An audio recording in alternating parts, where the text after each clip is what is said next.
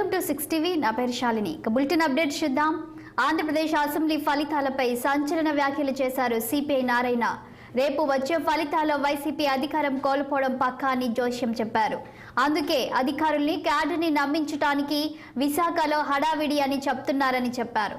విశాఖలోని హోటల్స్ కు ఫోన్ చేస్తే ఎక్కడా గదులు బుక్ కాలేదని తెలిసిందన్నారు. కౌంటింగ్ సందర్భంగా రెచ్చగొట్టే మాటల్లో కూడా ఓడిపోతారని విషయం తెలుస్తుందన్నారు నారాయణ. డీఐజీ ఇంటెలిజెన్స్ గా పనిచేసిన ఏబి వెంకటేశ్వరరావు మంచి అధికారి అని ఆయన పేర్కొన్నారు. కానీ రాజకీయ కక్షతో జగన్మోహన్ రెడ్డి వచ్చిన మరుసటి రోజు నుంచి ఆయనను డ్యూటీలోకి తీసుకోలేదన్నారు.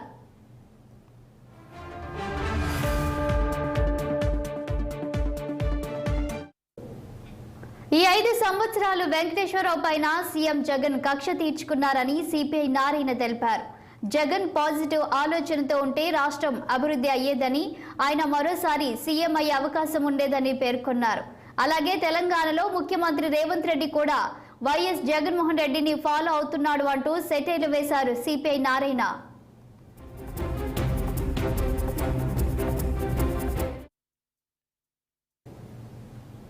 తెలంగాణ స్టేట్ ఒక వివాదం వచ్చింది.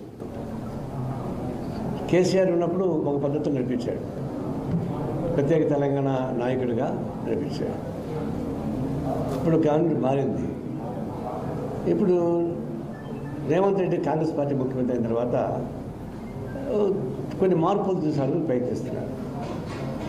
కొన్ని మార్పులు తీసుకోవడం మనకేం అభ్యంతరం లేదు, కానీ జగన్మోహన్ రెడ్డి ఫాలో కావాలని చెప్తున్నాడు.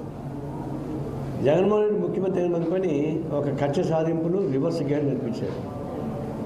రాజకీయాల్లో రాజకీయ విభేదాలు ఉండదు తప్ప కక్ష ఉండదు. ఆయన జగన్మోహన్ రెడ్డి పాజిటివ్ మైండ్తో ఉండుంటే ఈ రాష్ట్రం అభివృద్ధి ఉండేది. ఆయన మళ్ళీ ఒకసారి ఎన్నికయ్యేవాడు. అసలు ఎన్నికొత్త లేదు, కొత్త మాత్రం ఉన్నది వేరు. ఆయన నెగిటివ్ యాంగిల్ కరెక్ట్ కాదు. జగన్ చూసి తెలుసుకో రేవంత్ రెడ్డి, నువ్వు కూడా నెగిటివ్ యాంగిల్ ఉండబాకు. ఏది కేసీఆర్ చేసేది అంత రివర్స్ కొట్టడానికి ప్రయత్నిస్తే నేనైతే నువ్వే చెత్త తెలుసుకుంటావు.